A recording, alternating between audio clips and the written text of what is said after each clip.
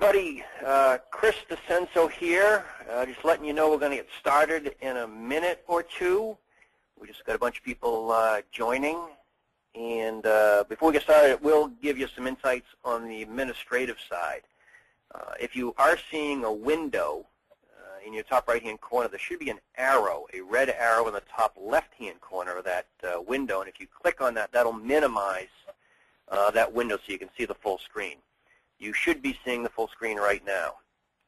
When we're done, we will send out a copy of this presentation at the end. You might get it maybe tomorrow. We will also have a Q&A session later on in the presentation. If you have any questions, even along the way, in that window that I probably just told you to close, there's a box or a line that says questions. If you click on that, you can submit some questions. We'll ask those along the way. And then again, if anybody needs to go to the bathroom, I think it's right down the hall to the right. So with that, I'm going to turn it over to Mo, and we can get started. Okay, thank you, Chris, and good morning, everyone, and welcome to NASGW's webinar, Arming Your Sales Team for Success, sponsored by the National Association of Sporting Goods Wholesalers and presented by Growth Strategy Partners. I'm Mo Damaris, president of NASGW, and we're pleased to have you participate in this morning's session. Your presenters this morning are Chris DeCenso and George Harris of Growth Strategy Partners, a research management firm that has helped and worked with many shooting industry companies. Following the program, we'll be asking for feedback and suggestions for future topics and webinars via an email follow-up. Chris DeCenso is a managing partner of the firm and has been improving in sales operations for over 25 years. He started as a manufacturing engineer for Stern Ruger, then built businesses as a consultant with PricewaterhouseCoopers, Grant Thornton, and Inc. magazine. Some of you may remember Chris from speaking engagements at last year's NASGW annual meeting. George Harris is director of the firm. George founded the Sig Sauer Academy and later founded the Sig Pro Shop, leading them both to become major profit centers before retiring after 21 years of service to the company. He has spent his entire life working in the industry of firearms. He is also a regular contributor and field editor for Concealed Carry Magazine and Shooting Illustrated. George has served as a subject matter expert involving firearms and related matters on national television, radio, and legal proceedings. A reminder that our annual meeting and expo will be held October 29th to November 1st, 2013 at the Gaylord Texan Hotel in Grapevine, a suburb of Dallas, Texas. Info is available on our website at www.nasgw.org. That's all for our opening announcements. I'll turn it now over to Chris and George. Thank you. Thanks, Mo. Makes it sound real good. George, you there? I'm here. All right. We got a lot of material to go through today, so let's get started. So talking about arming your sales team for success, what do you need to do to be successful? Obviously, in today's environment, you don't have to do much. Just sit there and have the calls come in. But what happens when that changes? So let's talk about what we're going to end with today is this exercise. We call it the parking lot exercise. And really what it's going to be based on is your people. There's a lot that's needed to arm your sales team for success, but that team comes down to your people.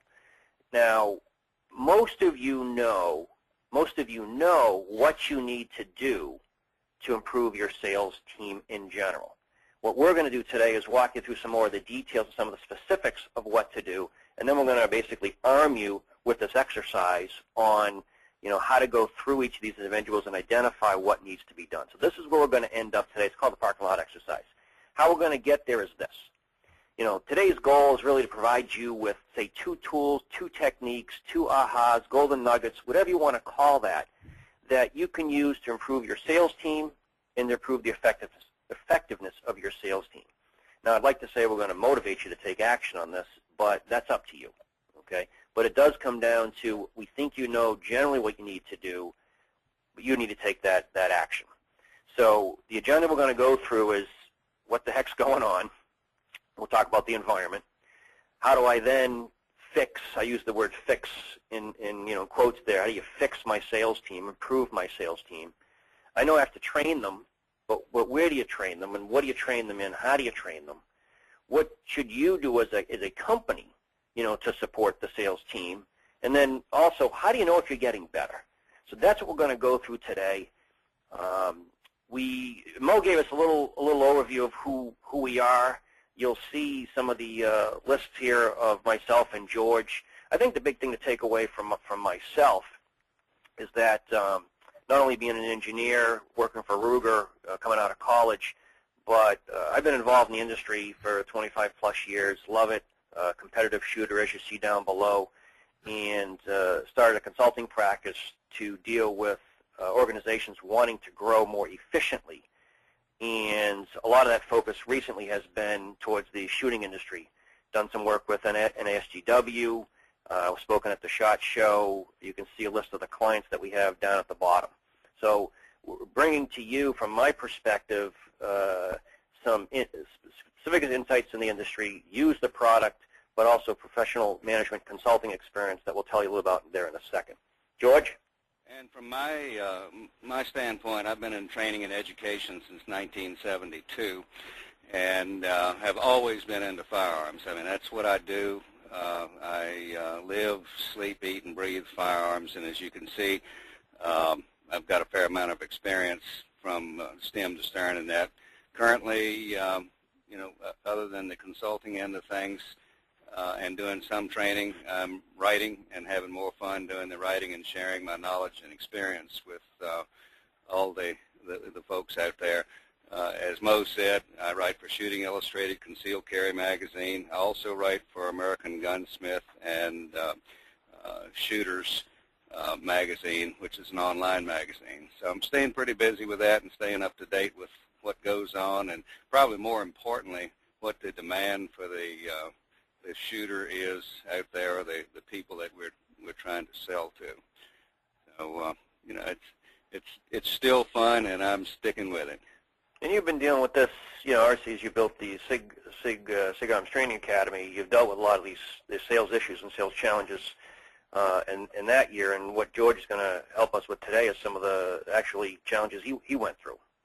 Internal and external sales and training was a real big deal for us, and getting the salespeople to understand the end user's perspective, and that goes all the way back to the manufacturing end of things. You got to manufacture what the demand wants, and of course the distributors and the dealers have got to supply what the demand is out there. So it's all interconnected. Great.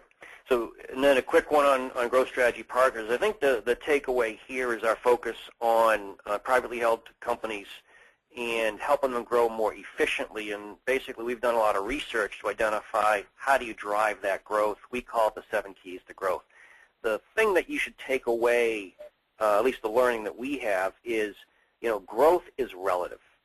So we're in a situation we'll talk about where demand is just amazing. And basically, are you getting better? I spoke with someone in the beginning of this year. I said, how did you do? It was a firearms company, and he said, geez, I was up 18%.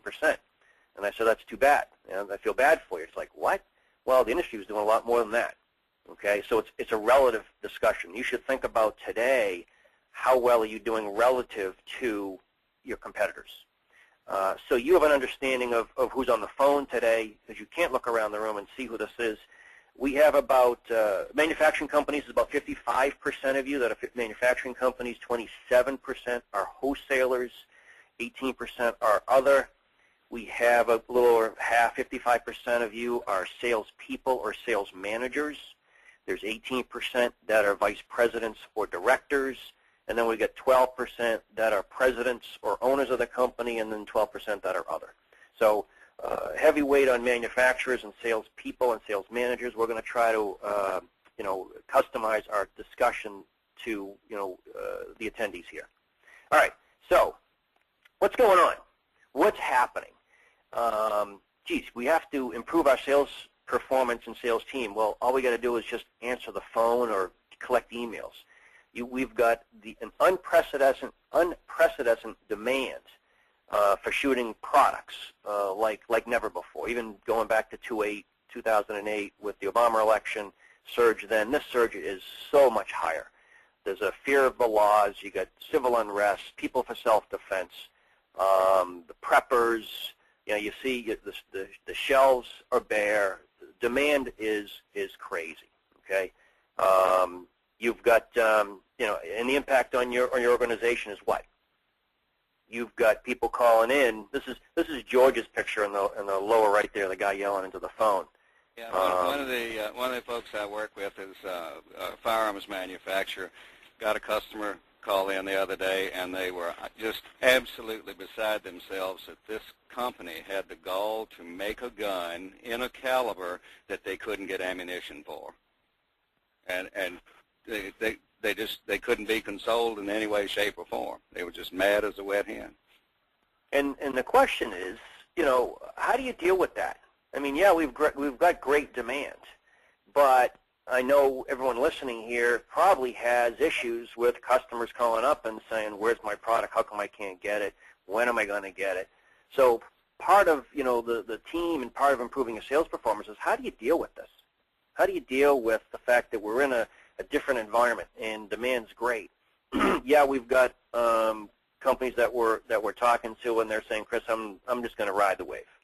And we got others, and most of you here today, which is great, listening in. How do I get better? The demand is going to drop. How do I drop less than the others? So what do you need to focus on? What are you going to do about this?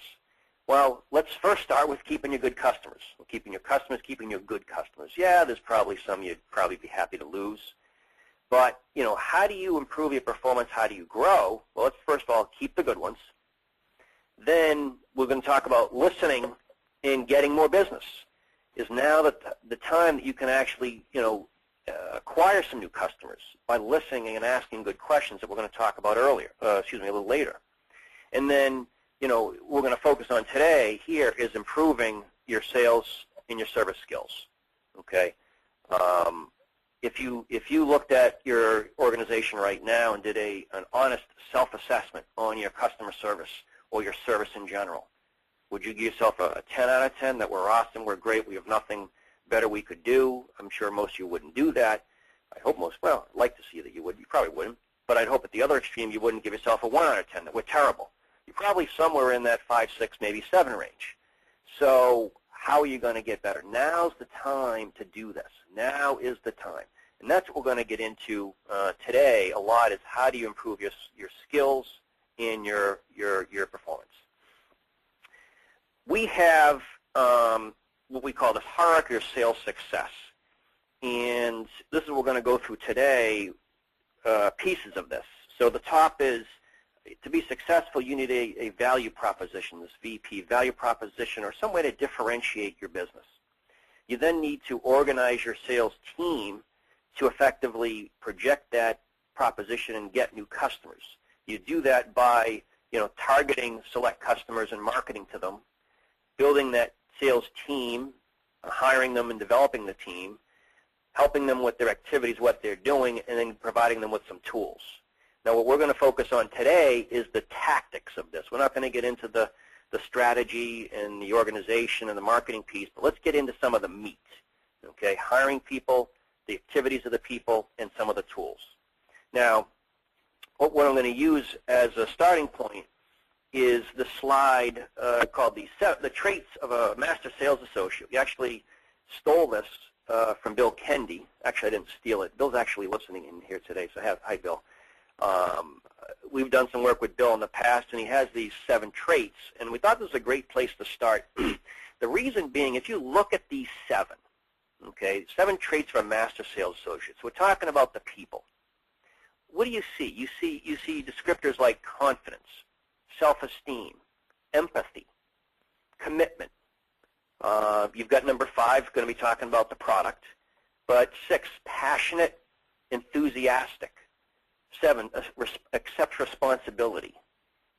So let me ask you, how many people here think that as you're interviewing for new sales associates, or even looking at your current sales associates, that you could actually, quantify how well they have these skills?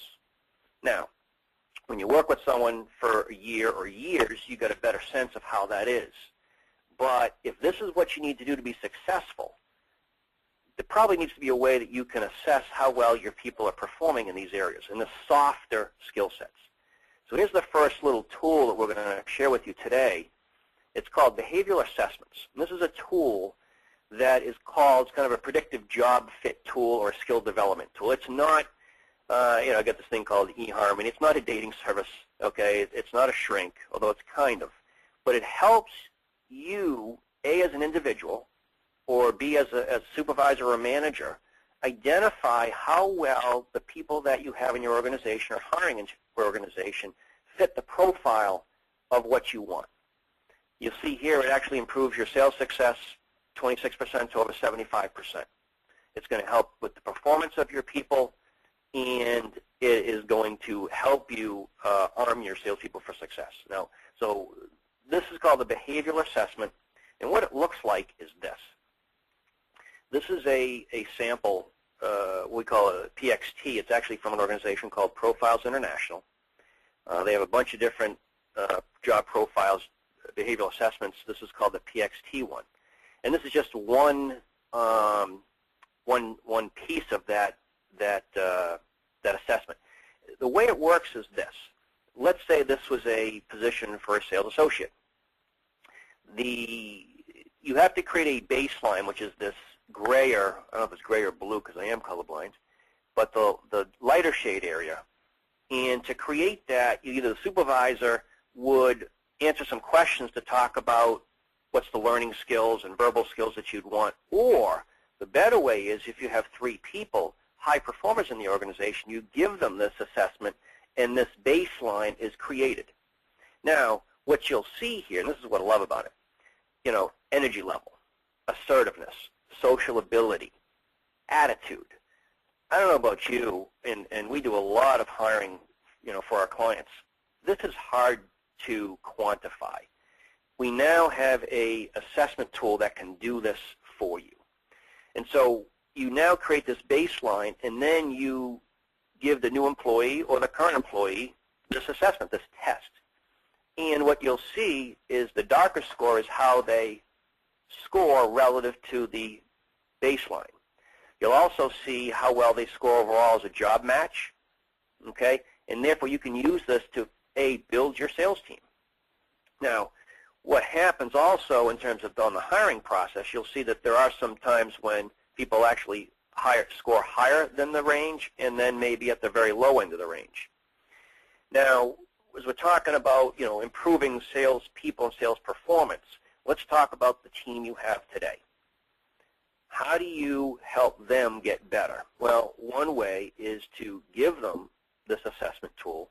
Again, Profiles International is one place to do it. There's a few others out there. And then coach them in terms of helping them get better. Well, how do you do that? Well, that's where the assessment comes into play. They actually have a section or a tool where you can work on coaching. So this here is just one little slice actually of a client we work with. And this person, Philip, scored low on the accommodating scale. Okay, this accommodating tends to be friendly, cooperative, agreeable, team person. So this person's not as team-oriented. And we definitely do want a team accommodating person. So this gives you suggestions on what can be done. Help Philip redirect his thinking on the creative spirit. Provide him some training and stress management. Chill out, Philip. Or set some goals for him that reward cooperative work. And again, this is just a little outtake of the assessment. So this is a great way. First tool that we're offering today is how do you help your current people from a behavioral sense? Do they have the right behaviors? I think we know that if people have the right behaviors, naturally they'll be friendlier, they'll be accommodating. But if they don't have it, how do we deal with that? So this is the first tool, or one of the tools that we'll show with you today, which has been great for us and many of the clients we work with in terms of building successful salespeople. In fact, with our clients, we basically kind of mandate if you're hiring a manager, VP, or something higher, you have to use this. It's almost silly if you don't. They cost This one here costs, I think, $199 each, but they get down to about $10 if there's different assessments you can take. Now, what I'm going to do is, the first thing I'm going to do is make this a little more interactive, is we actually have a poll, I have a survey that we can all take. And the question that I want to ask you is, how many people are using behavioral assessments in their job hiring or job development or personnel development? So you all should see this poll now in front of you, and what I'd ask you to do is go through and click on it and tell us, are you using this? Yes, every time we hire somebody, we use a tool like this, or maybe always doing it for managers or some of the senior people, or maybe you click on it and say, yeah, occasionally I use it, but not consistently, or, nope, never used them. Okay, so if you do that, I'm going to give you maybe another 10 or 15 seconds here. Then I can actually show you the results and we can talk about it. And I'm seeing the results pile up here, add up.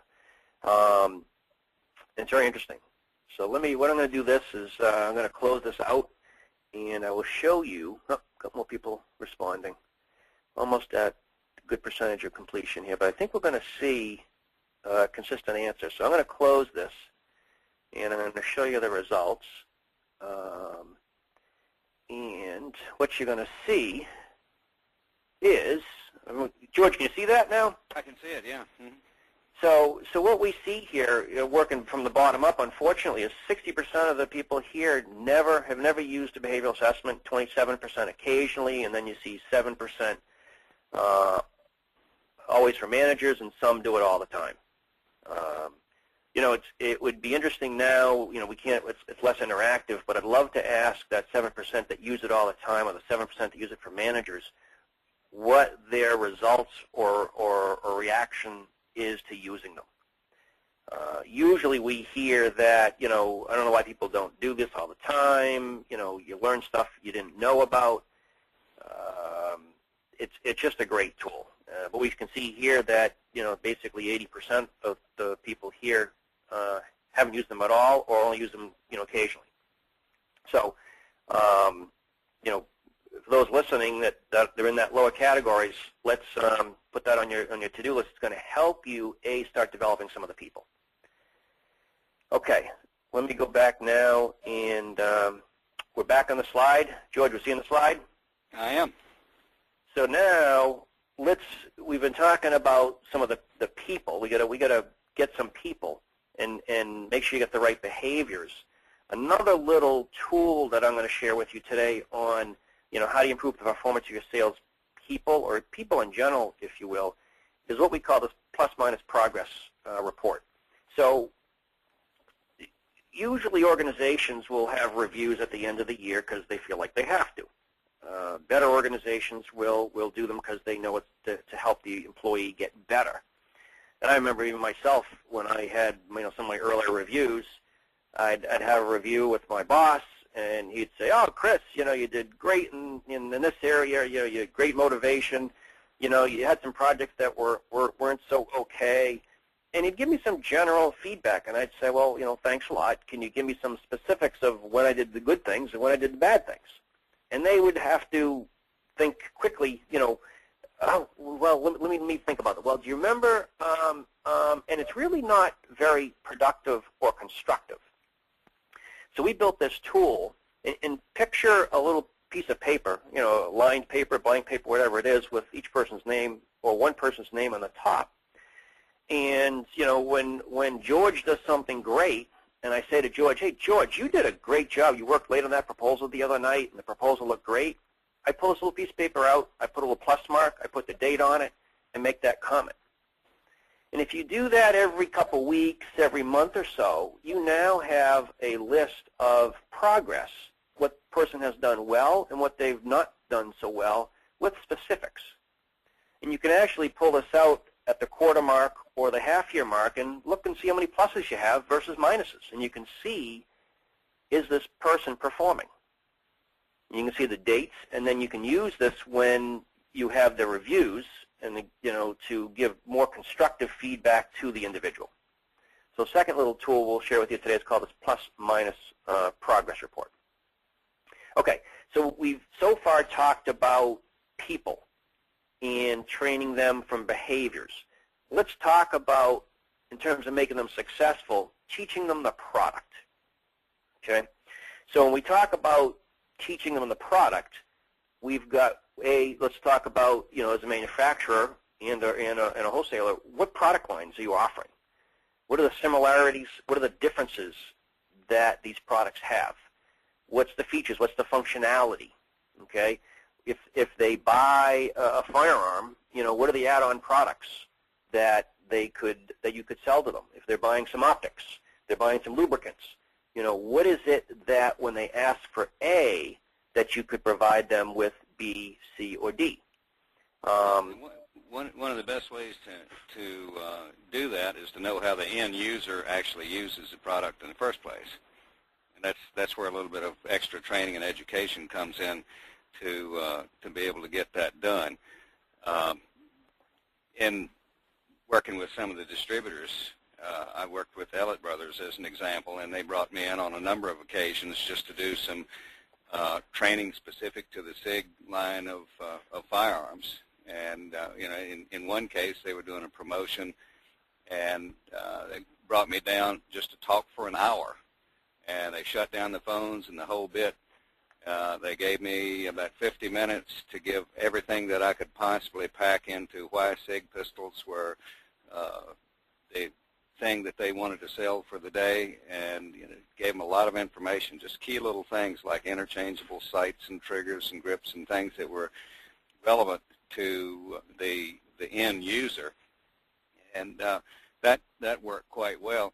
On another occasion, I went down and as an after-work type activity, we actually took guns, people, ammunition, went to the range, and everybody got to shoot. And got some hands-on experience with the particular product. And I've done this with other companies as well. And it seemed like the hands-on experience just empowered these people. They were confident, they had direct knowledge of, and they were just very quick to talk about these things and to push those over maybe some of the other brands that they were working with. And additionally, additionally, we provided training. Ellett Brothers was a distributor. They would bring their dealers in, once or twice a year, and we would provide training for the actual dealers so that they knew new products, accessories, how to work on the guns, or just do some minimal things with the guns in order to keep the customers happy. And that allowed them to focus on our products more than others because they had more knowledge, they had more confidence, and they were willing to share that, and anxious, in fact, to share that, with their customers. And it starts all the way at the top from the manufacturer and their customer service people, and goes all the way down right to the dealer. What happened with Ellett after that training? Anything come out of that? Did you Absolutely, get anything? absolutely. They sold out everything they had. I mean, it was the doggone thing I ever saw. I mean, I knew sales were going to increase, but I mean, those folks down there are good, and they got on the phones, and by the end of the day, they were like, "We need some more stuff." Actually, it didn't even take till the end of the day. So, and that was geared towards promotion. I think you told me earlier that Ellett was doing, right? Exactly. So what about, you've talked to some of the wholesalers out there, even some of the manufacturers, I'm sure they have product that's not moving as fast as they'd like. And I would assume then if maybe they provide some education on the slow-moving product, that would give the people on the phone better education to be able to maybe, quote-unquote, push it or sell it. Yeah, that's true, and frankly, a lot of people, from a customer service, sales, or whatever standpoint, they get focused on one particular thing, and they don't bother to expand their knowledge on what else is available. And in fact, something that they don't even know about or haven't focused on might be the better application for the customer in the first place. And so just helping them to understand, what is available, what's interchangeable with the guns, just a few features with, it may not be guns, it could be cleaning equipment, it could be accessories, optics, same thing. There's just as much to know about optics as there are, firearms. Mm-hmm. And I'll tell you, one of the biggest mysteries on the planet is cleaning and lubrication. If you ask any firearms manufacturer that has guns come back to them on a regular basis, what is the primary cause for that gun to come back? It's simply cleaning and lubrication. We did a study at SIG, and 80% of the guns that came back at one point in time needed cleaning, lubrication, inspection, test firing, and sending back to the customer. That's it. And so for the lubrication manufacturers and the cleaning kit manufacturers and the folks that do those types of accessories, just educating the seller to educate the customer as to what's realistic, just that, home run all the way around. That's great.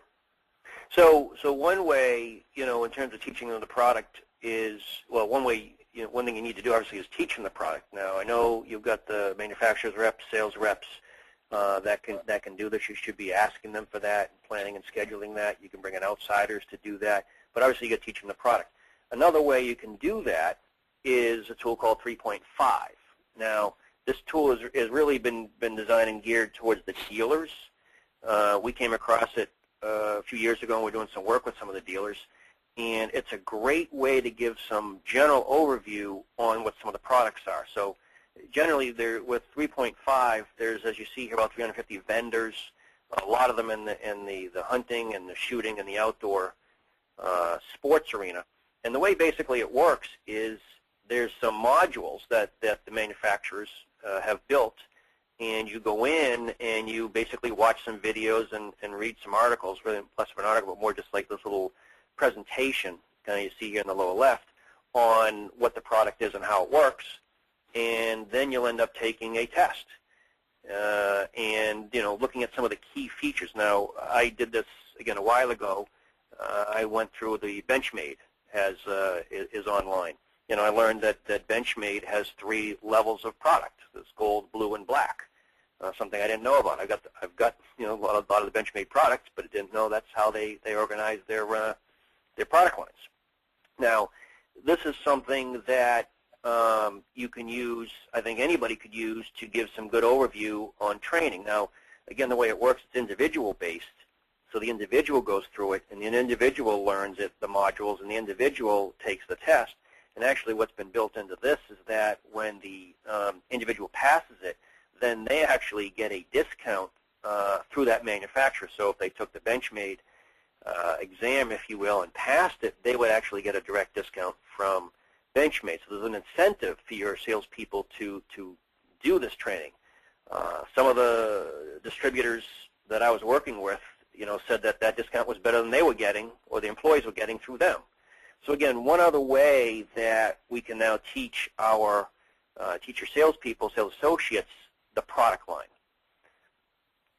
Let me add to that real quick, Chris. A lot of the companies out there have got some really good training programs, training videos, and this kind of stuff, and the salespeople don't even know about them. Ruger and SIG are prime candidates. They've got just some excellent stuff. And I think if the businesses would take the time to actually, particularly the wholesalers and the dealers, to take the time and direct their employees, the sales folks, to look at some of these things and to see what's available out there. They don't have to commit it to memory, but if a customer calls in and says, I need to know how to change the sights on my whatever, well, go to the website, take a look at this, and this, and that'll tell you exactly what you need to know. So you help the customer, they're happy, and they'll come back and see you again sometime down the road. Makes complete sense, doesn't it? Yeah, absolutely. Let's now we're into training. So again, let's step back. How do we arm our salespeople for success? We've talked a little about behaviors, having the right behaviors of the person. We've talked about some of that. We're getting into training now. We're talking about with the product training, and now let's talk about sales training or service training. So, what we have here is a simple sales process, going from the prospecting to closing and support.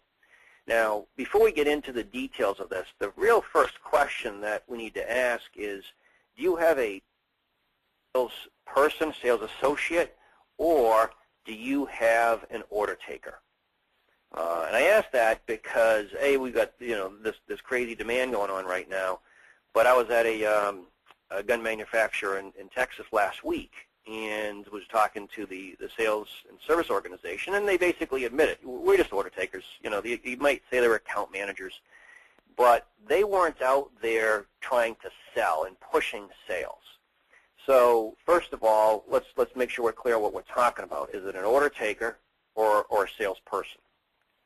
Then we can get into the process that is being used. So here we've got a 6-step process. And, each organization, every organization needs to have a sales process in some form or fashion. There's a bunch of them out there. There's, Sandler, Dale Carnegie has one, there's spin selling, there's action selling. There's a whole bunch of different modules and steps. But the first question is, do you have one?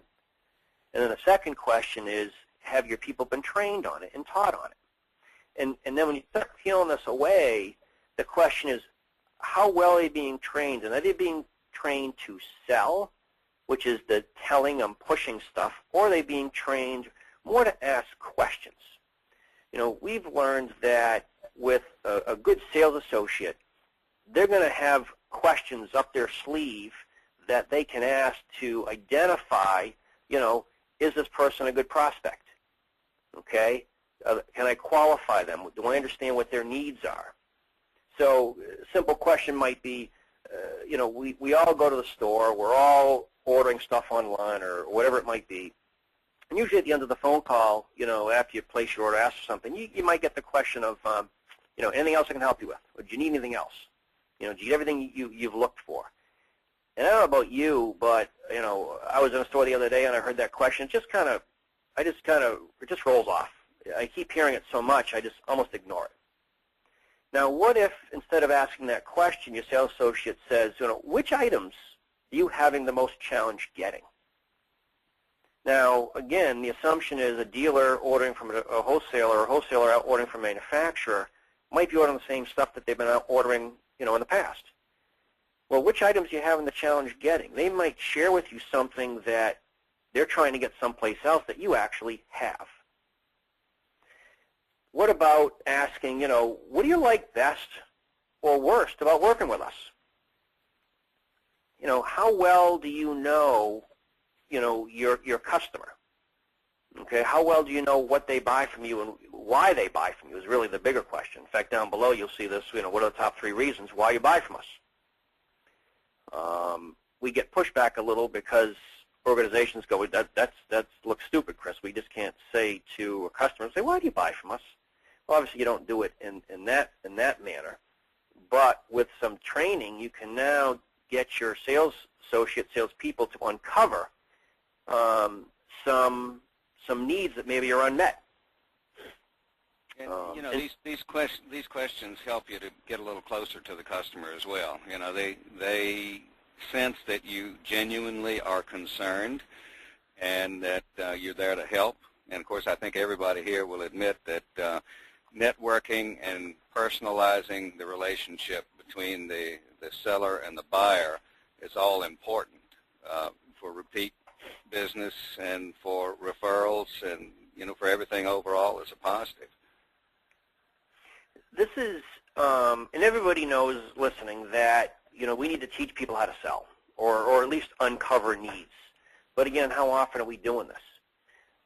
That comment in the lower right, this team challenge sharing, that's to remind me. So we've got some inside sales people here at Growth Strategy Partners. And when I brought on a guy, Steve, a bunch of years ago, and he was having some challenges, overcoming some objections and getting into some new prospects. We were chatting one day, and I said, how do you resolve some of these? How do you do this? And he says, oh, well, I call Nancy. You know, Nancy and I have been talking, and I have a challenge. I call Nancy and say, Nancy, here's the problem I'm having. I'm trying to get into X, Y, Z, and here's the barriers they're putting up, and how would I overcome that?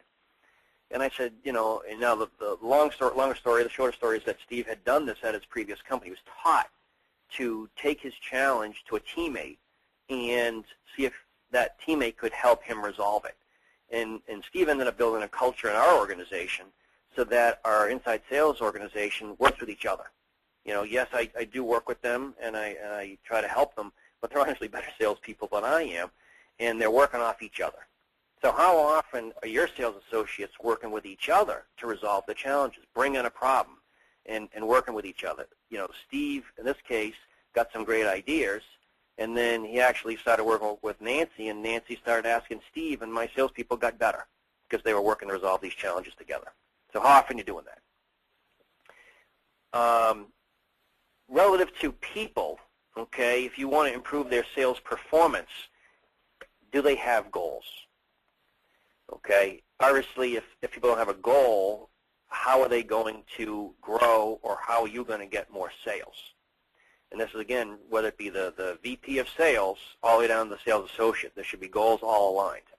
Now, what we've done here is given you a little template that we've developed over the years that we found is really a better way to define goals. And what you'll see real quickly is we've now first categorized the goals or quantified them into different categories. So typically when you have a sales goal, it should not necessarily be sell $100,000 of X or $100,000 a year, $100,000 a day. Because if you're looking to grow different product lines or into different channels, there should be some specificity there. So in this case, 70% of this person's goal was trying to sell to existing customers. Again, you can base it on sales dollars or sales margin. And they were trying to, and there would be some definition as to what product lines would be sold. And then 25% of this person's goal would be based on new customer sales. And again, you could have new customers with existing products or new customers with new products. And then there was a 5% allocation to getting better using the tools.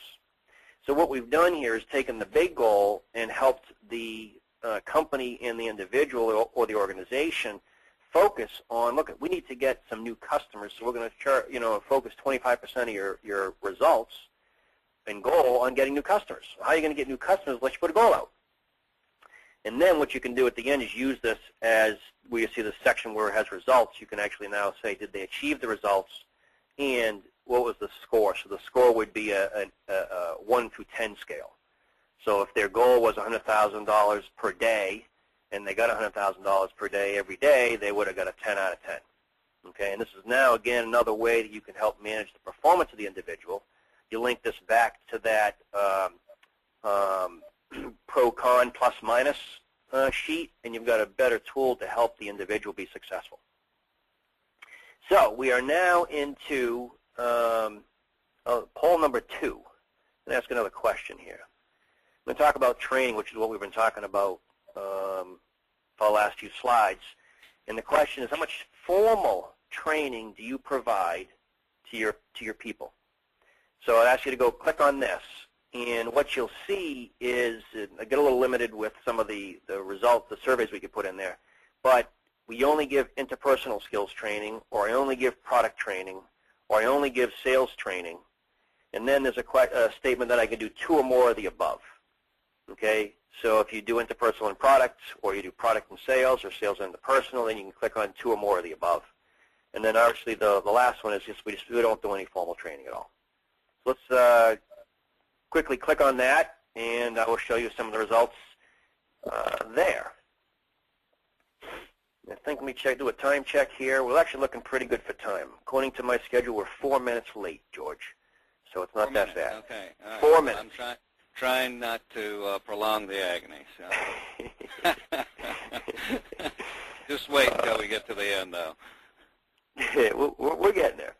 All right, let's take another 10 seconds here.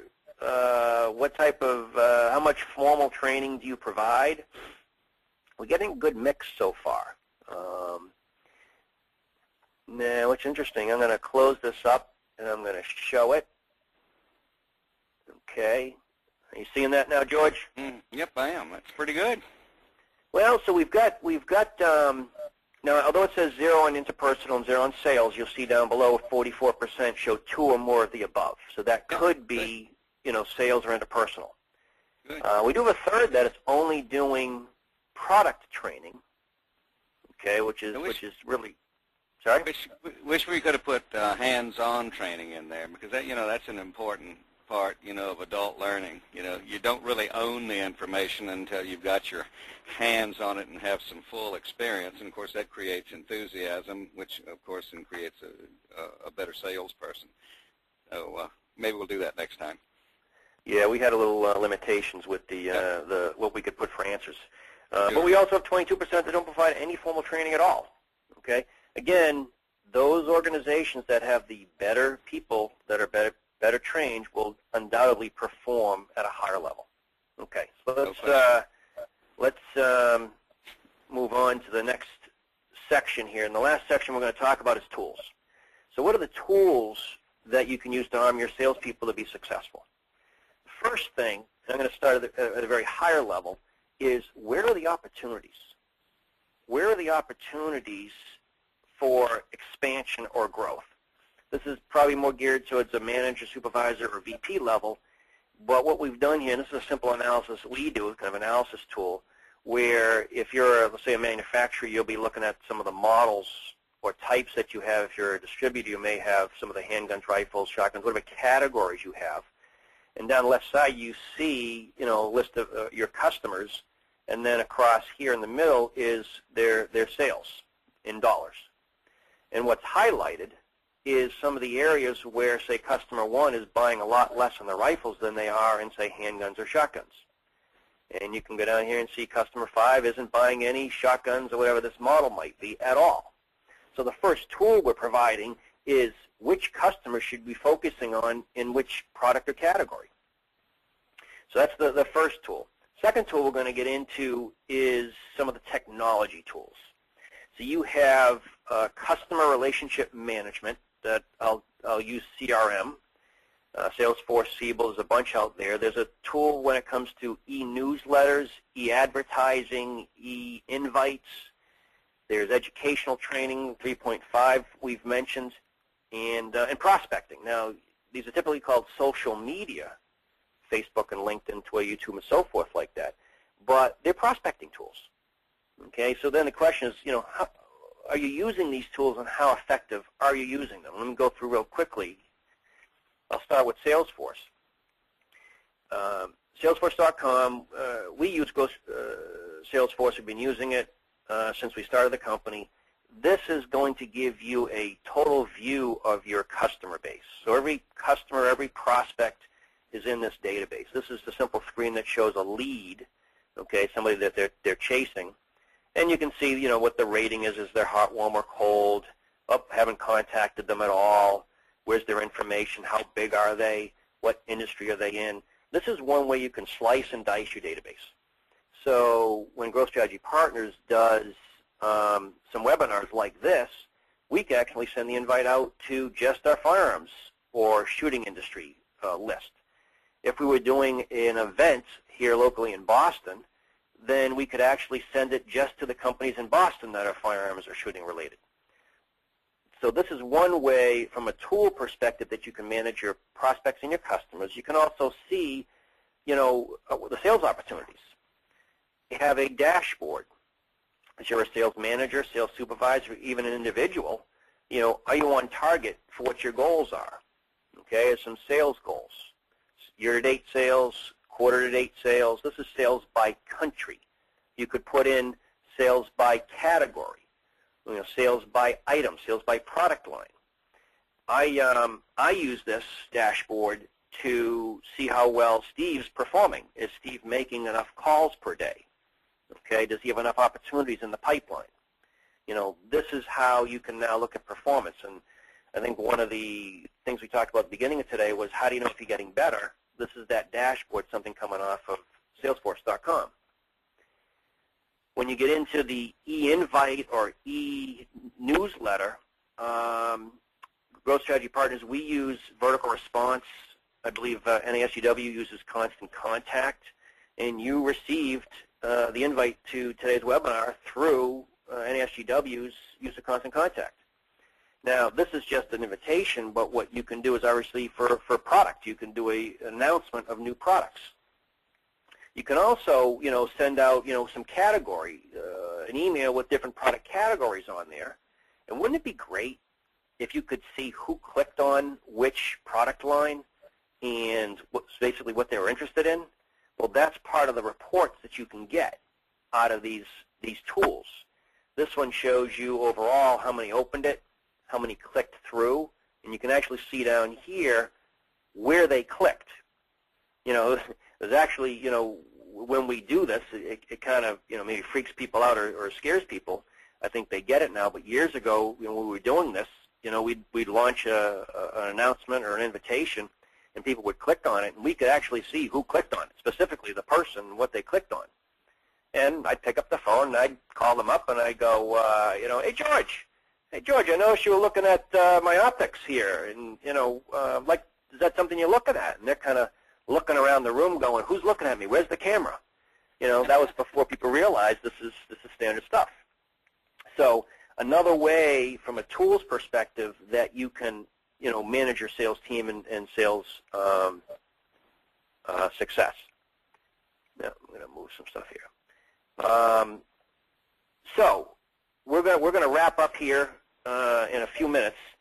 So what I'm going to ask you to do is, if you have some questions that you'd like to submit, start putting those in now, and we'll start answering those just before we're finished here. Now, what we've gone through today is we've looked at and talked about how do you improve, arm your sales team for success. And when we looked at your sales team, we talked about, the behaviors of the team. We've talked about, do they have product knowledge? Do they have sales knowledge and sales skills? And what about tools? So this parking lot exercise, the way this works is this. And we've used it a couple different ways. On the left-hand side, you'll see that I've added here just a few of the characteristics, traits, skills, behaviors that you would like to see in your sales individuals across the top, Mike, Joe, Mary, et cetera, et cetera. So you put their names across the top, you put their behaviors or whatever on the left side, and now you throw everybody in the parking lot. I mean, not physically, but theoretically, everybody goes out into the parking lot. And then you start looking at, okay, Mike's out in the parking lot. Does Mike have the right behaviors? Yes. Does Mike understand the product well enough? Yes. Does he have sales knowledge, sales skills? Yes. Does he use some of the tools that we have? Yes. Mike's a good keeper. We're going to bring him back in to the company. We go through it with Joe, and you'll see, Joe's a yes, but he's got a bunch of no's. I don't think I'm going to bring Joe back in from the parking lot. Joe's going to stay out in the parking lot. Now, obviously, at the end of the exercise, which, it's like an hour or so, right? Not even that. You've got people still standing in the parking lot. And you've got seats in your organization that are unfilled. That's a quick exercise to show to you that you've got some people that aren't prepared. And again, it may be because they don't have the right behaviors or they don't have the right skills or training. If you haven't been providing them some of the skills or training, then that falls really on the organization. All right? If you've been doing that and they still aren't performing, I think it's a quick indication here that you might need to make some changes in the organization. So this is the parking lot exercise, and we found it very, very helpful for our clients. Any supervisor, director, VP, president that's listening today, you could probably do this real quickly in your head, but by doing this, you'll see really where your gaps are. Okay, so what I'm going to do right now is I got one more poll, and then I'm going to get into some of the questions. And the last poll is, what will be the top 2 challenges you have in improving your sales performance? Is it going to be developing the talent? Okay, investing in the tools and technology? Just go ahead and click on what you think are the top 2. I think you should be able to have 2 choices on this. Identifying what training to provide, conducting the training, knowing how to implement some of this, or making it a priority. Now again, I'm gonna tell you, making it a priority should not be an answer, but I put it on there because I know, yeah, we're busy. You know, how are we going to do this? I don't have time. It's one of the biggest problems we run into. Everybody's running wide open, and you know, it's like we'll do this sometime later, and later never comes. Well, actually, what happens, what we've seen a lot, George, as you know, is you know, we'll talk to some owners or businesses, and they'll say, "Geez, Chris, we're really too busy now. We're doing great. We don't need you." And then we'll come back in 6 months or a year, call and check in with them, or whatever, and they'll say, we'd love to hire right now, but we don't have enough money. Performance really has dropped off. It's like you can't have both. You can't have both. Absolutely, can't have your cake and eat it too. So, all right. So let me. We got a good quotes here. So let me close this up and show you what the responses are, and what you'll see is there's a big mix.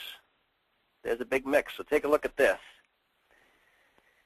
and give you a second to look at it. And a lot of things we can help with. Yeah, well, what's interesting is that it's across the board, right? You've got talent, you've got the tools and technology, the training, knowing what to do, and making it a priority. I mean, between 31 and 41%, but it's across the board, so it's everything. All the above. So the answer, everything. Let me get some questions here, and then, and I think I saw one earlier. See if I can. I saw one earlier. Someone had a simple question about. Hang on a second. I saw one here. Where can you get the assessment tools? With the behavioral assessment, where can you get the assessment tools? I'll send you the presentation, and on there that was Profiles International, which is profilesinternational.com. The key with the assessment tool, and I just showed you one here, is that there's different tools for different things. There's tools geared towards sales. There's tools geared towards service. There's tools toward accounting and finance. There's some for VP versus manager. It's not overly complex, but I wouldn't suggest just go out and buy the PXT tool, okay? I'll try to send you a link of some other tools that I think are good, but my first point is you should use them, and the second is they're not all the same. Some are better than others. I got a quick one here, and it's kind of tongue-in-cheek. When do you think the demand's going to slow down? And when we're talking about firearms and accessories and optics and everything else and that business, everybody's running wide open at this point in time. But sooner or later, it's going to taper off. And depending on the political situation and the economy and the overall state of the country is going to tell us, how quick it's going to taper off. Hopefully, it'll be a gradual taper and not just falling off the end of the cliff. But I'll tell you, as long as everybody is a little uneasy with the way that the country is running, I think this is going to go on for a while. And the thing that we have to be concerned about, though, is when things do start to taper off, or when we run out of a particular product, what can we replace it with? They are key things to be thinking about for the future, rather than wait until it happens and hits us between the eyes, and right there we are. We don't have an answer for it. So preparing ahead is a big deal. And that's everybody has that question, George, that we talked to, right? I mean, we're also asking each other, when's it going to drop off? We all know it's going to. I think part of the theme that people listening today should understand is that it's going to drop off. We know that. But are you going to perform better than your competition? And the research that Growth Strategy Partners has done, we've identified these 7 keys to growth, but the key is that those companies that are implementing some of the fundamentals, they're outperforming the competition, those that aren't doing it. And I think we all know today it's very, very difficult, outside of the firearms industry to sell it and do well in business. But eventually this industry is going to slow down too. So how do we prepare ourselves? Another question was, what are the things to consider in selecting a CRM for my company? And then what's the ratio that should be spent in inputting information into a CRM package? There's a bunch. CRM is that customer relationship management, the Salesforce.com that I showed you. I'm a big fan of Salesforce.com, but what do you consider? You know, you consider obviously how many people, but what we look at, what I'd ask you to look at is features and functionality. What do you want the system to do? And you basically make a short list of that. We've helped a lot of organizations implement the CRM packages and the enterprise packages, and too often they make the list of 3 pages of what they want. What you need is the half page of critical things that it needs to do. Do you need products first? Do you need online documentation? Do you need the ability to have chatting capabilities within the Salesforce tool? What are the specific needs that you have? Product announcements. Outline what you'd like the tool to do, and then go look at the tools that are out there. Again, quick search of CRM tools will get you a whole list of them. I like Salesforce.com because it's internet-based. We've got people across the country, and so we need an internet-based program. I think it's less than $65 per person per day. We're actually out of time. I've got 12:01 my time, so I'm going to wrap up with this. What are you going to do about improving your sales performance? What are you going to do about it? The first thing you need to do is to commit to making an improvement. As we start off the conversation, many of you know what you need to do. You need to commit to doing something. Conduct a high-level assessment of your salespeople or yourself. You don't need to make this difficult. We had a client, and they were going to do this big analysis on what sales training or training was needed. And I said, send an email out and have them put on the top 3 things that they need to do and see if there's similarities. And there was. So within, basically a day, we identified what was needed for training, and we started designing programs. Identify those programs, establish more formal systems. You need to improve that business. Goals, prospecting. What are the changes you can work on now versus later? Ask where you need help. If you don't know how to do things, that's not an excuse not to do them. And then let's get started today. You've listened today. Hopefully you've learned something. Our goal was for you to go apply, learn 2 things, and go apply it. Now, you'll see this. You'll get this in your emails. You'll have our contact information. But I'd offer you to give us a call anytime, myself or George, and we'll share with you what we can. We'll tell you what to do. Our goal is to help you get better. Absolutely. So, George, anything you want to end with, and then we're going to close this out. Well, we talked a little bit about live fire and hands-on events and that kind of stuff, and these things are things that we actually can do. We are mobile throughout the country and actually internationally, and not only can we help with assessments and that kind of stuff, we can do some hands-on stuff that we've been doing for years that have proven successful 100% of the time. So use this as an asset and a resource. We're here for you, and we'd like to hear from you. Thank you, Mo and NASGW, and maybe we'll see you guys in November. So thank you. We're all done. I'll try to answer actually some of these questions directly a little later on today. So thanks again.